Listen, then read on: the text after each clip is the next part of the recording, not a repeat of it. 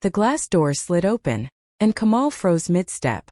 People surged past him like water around a stone. Shoes clicked sharply against the polished floor. Laughter rose and fell. Someone brushed his shoulder without noticing. The building breathed confidence, and Kamal felt like a lie standing in its mouth. His right hand hovered inches from the door handle. "Move," he whispered. His body refused. His heart slammed violently, each beat loud in his ears. His breath shortened, chest tightening as if something invisible had wrapped around it and pulled. The voice came immediately, sharp and familiar, sounding exactly like him. "You don't belong here." Kamal swallowed hard. His fingers twitched, then curled inward.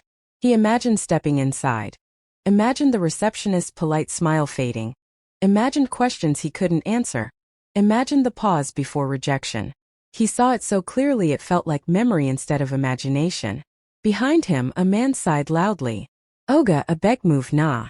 Heat rushed to Kamal's face. Shame spread fast and efficient like it had practiced this many times before. He stepped aside instinctively, making space, apologizing without words. The doors closed smoothly. Kamal stood still, staring at his reflection in the glass. A slim Yoruba man in his late 20s.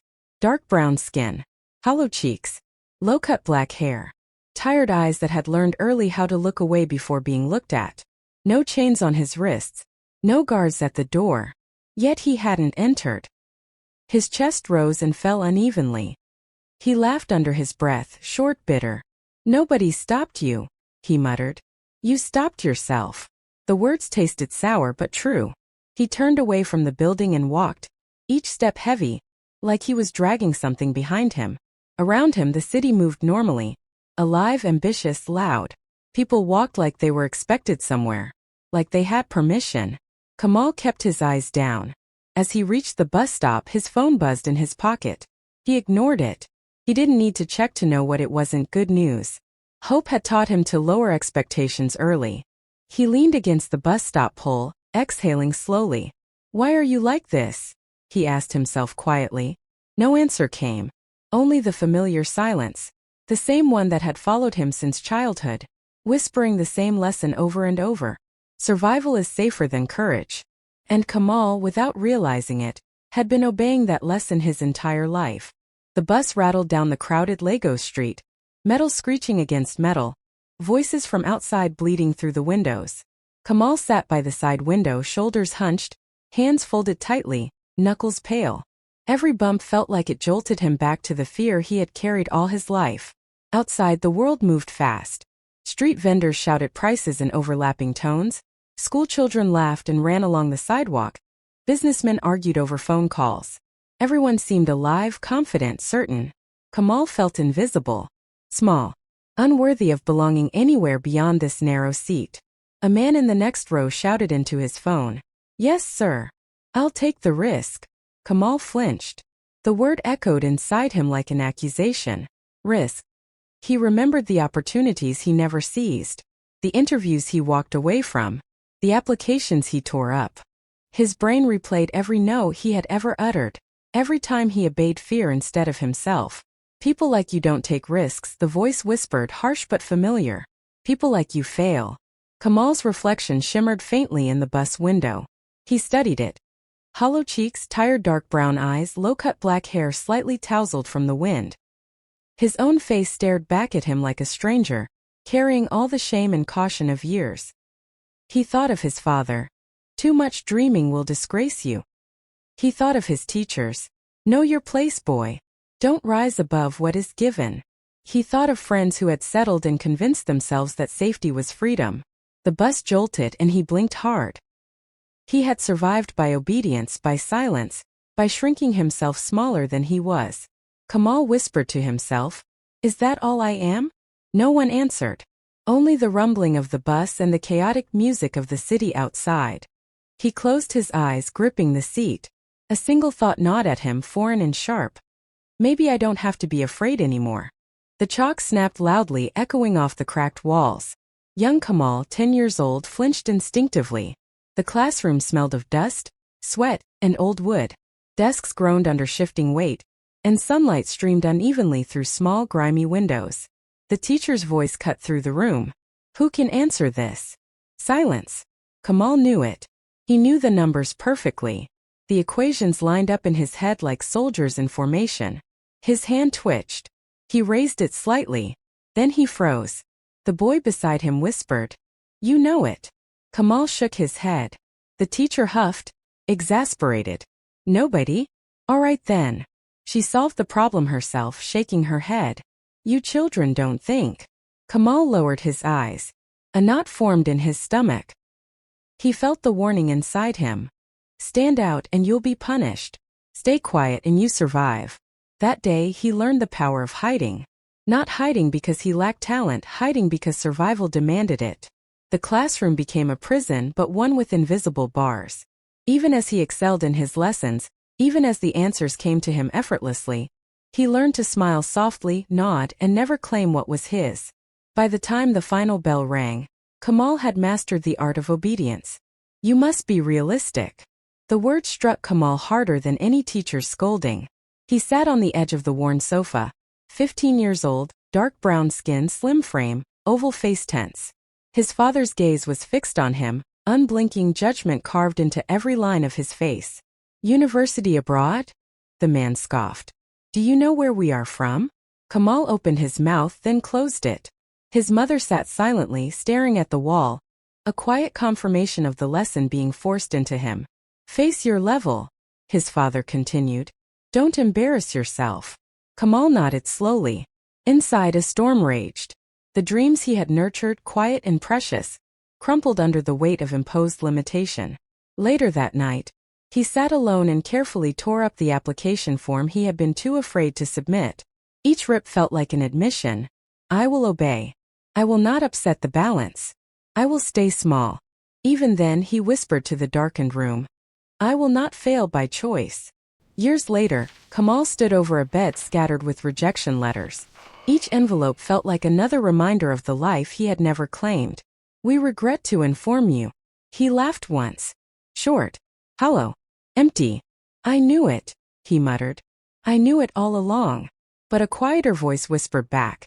Did you really try? He balled the first letter into his fist and tossed it aside. Trying required risk. Risk required courage. Courage had always terrified him. He sat on the edge of the bed, dark brown eyes staring at the floor. This is my place, he whispered. This is where I belong. And just like that, he allowed the invisible chains of fear to lock themselves tighter. For Kamal, it was never society that imprisoned him. It was his obedience to their expectations. An internal law he had never questioned. The weight of it pressed on him as he finally leaned back, staring at the ceiling, wondering if he would ever step outside the walls he had built with his own hands. The office hummed with activity, papers shuffled, phones buzzed, and fluorescent lights flickered faintly. Kamal sat quietly at his desk, slim shoulders hunched, dark brown eyes scanning spreadsheets and emails, heart hammering in silent rhythm. The meeting had just started. The manager outlined a strategy. Kamal had spent nights formulating solutions that could change the outcome. But the words stayed locked behind his lips. Any thoughts?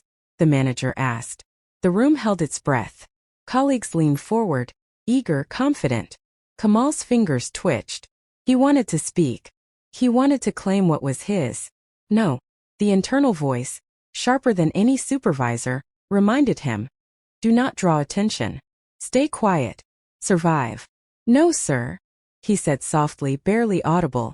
The meeting moved on. Kamal's chest tightened, lungs shallow. His mind screamed, why are you so small? Later he walked the hallways, watching other men and women speak, laugh, negotiate, succeed. Each confident stride was a mirror he avoided. His reflection in the office window stared back at him.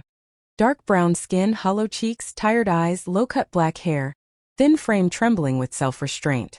He sank into his chair and thought of the boy he had been, the one who never raised his hand in class, the one who hid brilliance to survive. That boy had become a man who survived without living. Kamal closed his eyes, whispered, enough, and felt the weight of all the silences pressing down.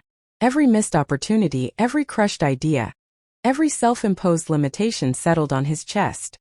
He didn't yet move. He didn't yet speak. But he knew this moment, the The first recognition of the cage he had built inside himself was pivotal. That night, Kamal sat on the edge of his bed in the small apartment, fully dressed, hands clasped, staring into the dim shadows cast by a single flickering lamp. The room smelled faintly of old paper and dust. Silence pressed against him, thick, suffocating, familiar. His mind replayed every failure, every opportunity rejected, every chance to rise abandoned. "What have I done?" he whispered. "Why do I obey them?" No answer came. Only the steady hum of the city outside, indifferent. He imagined the doors he had never entered, the interviews, the meetings, the conversations. His chest tightened, pulse hammering in his ears. Fear, so long a companion, settled beside him like a cold animal, patient, unyielding. Yet something strange shifted. A thought, tiny, almost imperceptible, emerged from the rubble of his mind. What if I don't have to obey anymore? Kamal pressed both hands to his face, feeling tears he refused to let fall. He thought of all the times he had silenced himself to protect the illusion of safety. Safety had cost him more than fear ever could. He exhaled slowly, trying to make space in his chest for courage he didn't know he still possessed. One small spark had lit, buried beneath decades of compliance, but it was there. For the first time in years, he imagined briefly the possibility of moving without permission, of speaking without fear, of existing without chains. The street was crowded, Lagos morning chaos unfolding in every direction. Kamal waited at the corner, heart pounding, still unsure if he belonged in the life he was trying to claim. A calm voice broke through the noise. "You look like someone carrying a heavy load." He turned. Babatunde stood there, tall, lean, dark brown skin, gray beard neatly trimmed, eyes calm but sharp, piercing. The presence was immediate, commanding attention without effort. "I'm fine," Kamal muttered instinctively. The old man smiled faintly. "That's what prisoners always say." Kamal stiffened. "Excuse me. They freed your body years ago," Babatunde said. "But you are still guarding the door yourself." Kamal blinked, unsure how to respond. "You don't know me." "I know fear," the man replied. "I know it intimately. It has walked beside me, whispered lies in my ears, chained my own steps before I understood how." Kamal felt a flicker of curiosity. For a moment the city, the traffic, the busyness around him faded. The weight of every missed opportunity pressed harder. Babatunde studied him. "You have been small to survive. You have been silent to remain safe. But safety is not freedom. Do you understand that?" Kamal's mouth opened, then closed. The words he wanted to say, "I don't know how to be free," remained lodged in his throat. For the first time, someone else had named the invisible prison around him. Babatunde's eyes bored into Kamal's. "They told you who you were before you discovered it yourself," he said. "And you believed them." Kamal crossed his arms, defensive. "Everybody has limits." "Yes," the old man replied slowly. "But whose limits are you living under?" Kamal turned away, exhaling sharply. He wanted to argue, but even his thoughts seemed cautious, measured. "You call this humility," Babatunde continued. "You call it wisdom. You call it obedience. But it is fear masquerading as everything you are proud of." Kamal's chest tightened. The decades of quiet compliance, of standing still while life passed, pressed down like a lead weight. "When was the last time you chose?" Babatunde asked, voice low, deliberate. Not what they wanted, not what was safe, not what made sense. "But you." Kamal swallowed. He couldn't answer. The weight of honesty pressed down. Not external judgment. Not poverty. Not circumstance. Only himself. Babatunde's words were simple but lethal. "Your body is free. Your mind is still owned." Kamal jerked his head up. I don't understand." "They removed the chains," the mentor continued, "but trained you to guard the door yourself. Every hesitation, every mischance, every quiet no. You built it yourself." Anger rose, sharp and bitter. "So what? I should just fail on purpose." "Yes," Babatunde said calmly. "You must risk. You must stumble. You must live your life instead of surviving it. Only then will the chains fall." Kamal's knees buckled slightly. Sweat pricked his temples. The truth was a blade slicing through decades of obedience. Silence hung between them, thick, unbearable. Then Babatunde turned, walking slowly into the crowd, leaving Kamal standing in the street, heart pounding, mind alight. For the first time, Kamal saw the walls clearly. The prison was real, and it had always been inside him. The night was thick, humid, and suffocating.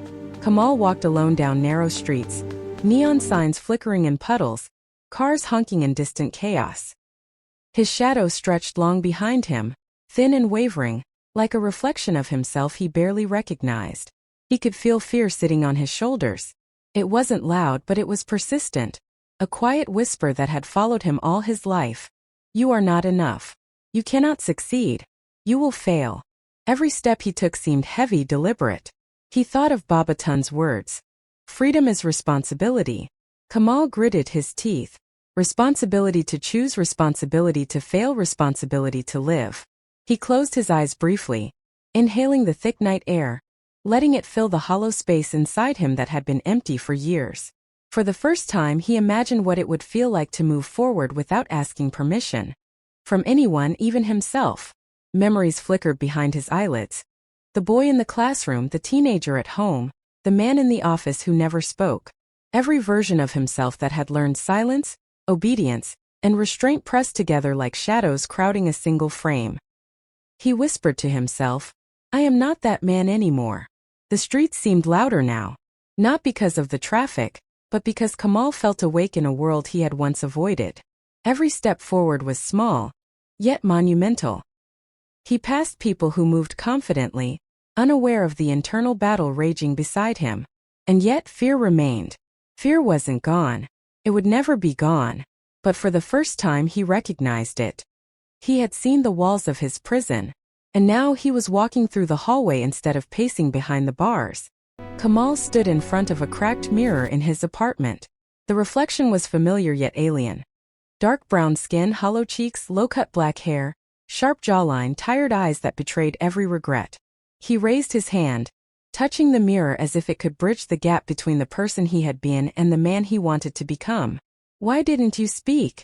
He whispered. Why did you obey when they told you to stay quiet? When did you start believing you weren't allowed to exist? The reflection stared back silently, accusatory. I was scared. Kamal shouted, trembling. Do you hear me? I was scared. The mirror didn't answer. Kamal's chest heaved as memories flooded in. The rejection letters, the missed opportunities, the silent offices, the classrooms, the harsh words at home. Every instance where he had obeyed fear instead of himself appeared before him. Tears pricked his eyes, but he refused to let them fall. The pain was sharp, familiar. A teacher that he could no longer ignore. I see you, he whispered. And I forgive you. The mirror remained unchanged, but something had shifted in Kamal. He wasn't hiding anymore. He wasn't shrinking. The recognition of his internal prison, the chains forged by fear and obedience, was the first step toward freedom. He leaned forward and pressed his forehead to the cool glass. It's time to move forward, he said softly. It's time to choose. The email arrived the next morning. Kamal stared at his phone, heart pounding as he read it again. An opportunity. Not perfect. Not guaranteed. But real. His fingers hovered over the screen. He could reply yes. He could step forward. Immediately the voices returned. Don't rush. What if you fail? What will people say? Remember where you're coming from. His chest tightened. He imagined the embarrassment. The whispers. The shame of trying and not succeeding. He placed the phone down slowly, like it was something dangerous. Then Babatun's voice cut through the noise. Freedom is responsibility. Kamal picked the phone up again. His hands were shaking. That night the room felt crowded. Ghosts of the past swirled in the corners. The boy who never raised his hand. The teenager who tore up his dreams quietly. Teachers shaking their heads. Family members whispering, "Stay in your place." Kamal pressed his hands to his temples, struggling to breathe. Every doubt he had ever carried pressed down on him like a physical weight. Then a voice, calm and steady, cut through the chaos. And what if they were wrong? The ghosts faltered. Their whispers grew quieter. Kamal opened his eyes and saw them fading. He didn't need them anymore. He looked at the phone again. The opportunity remained. The meeting awaited. The risk was real. And he was ready. The moment stretched longer than it should have. Kamal sat upright, shoulders squared, phone in his hand. Fear sat in his chest like a living thing refusing to leave. He spoke aloud, voice barely steady. I'm afraid. The admission felt strange. Honest. Powerful. I don't know if I'll win, he continued. But I know what happens if I don't try. He thought of the years ahead. Same routines, same silence, same quiet regret. No, he whispered. Not again. His thumb moved. He hit send. Nothing exploded. The world didn't end. The room didn't collapse. But something inside him shifted.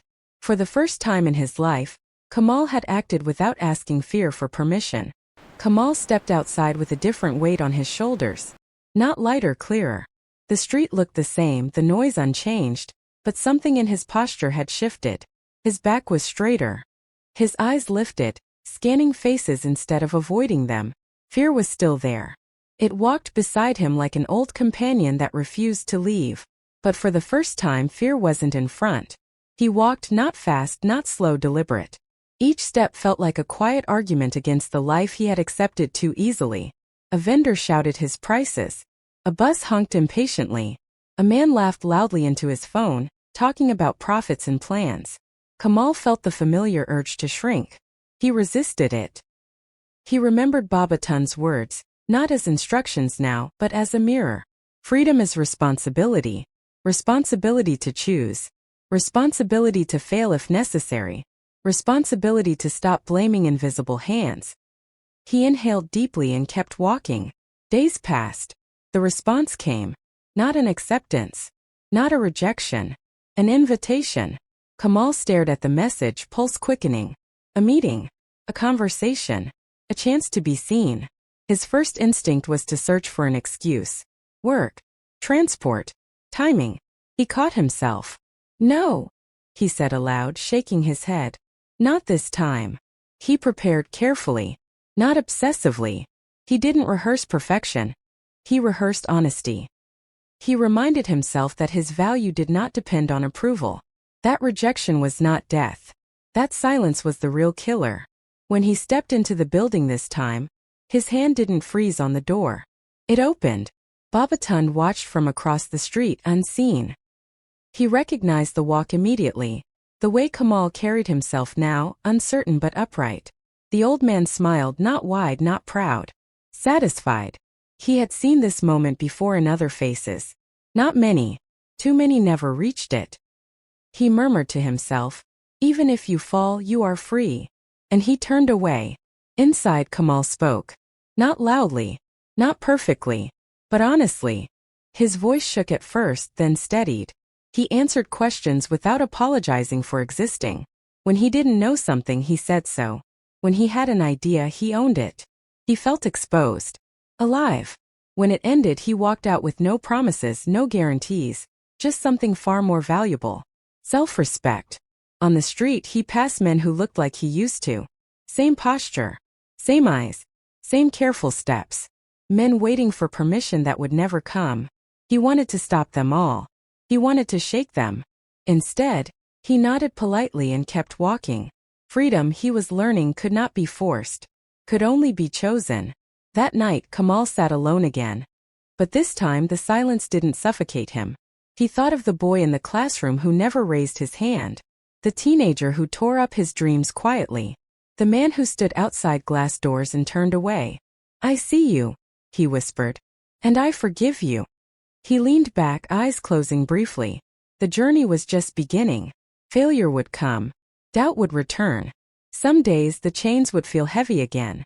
But now he knew where they were. And he knew he could remove them. One choice at a time. Somewhere out there, someone is watching this story with their own hands trembling. Someone standing outside their own door. Someone who has been told over and over who they are allowed to be. If that is you, hear this clearly. The door is not locked. If this story spoke to you, if it made you uncomfortable, if it made you think, don't keep it to yourself. Like this video. Subscribe to the channel. Share it with someone who needs to hear it. Drop a comment and say what chain you're breaking today. Because mental slavery survives in silence. And freedom begins the moment you decide to speak.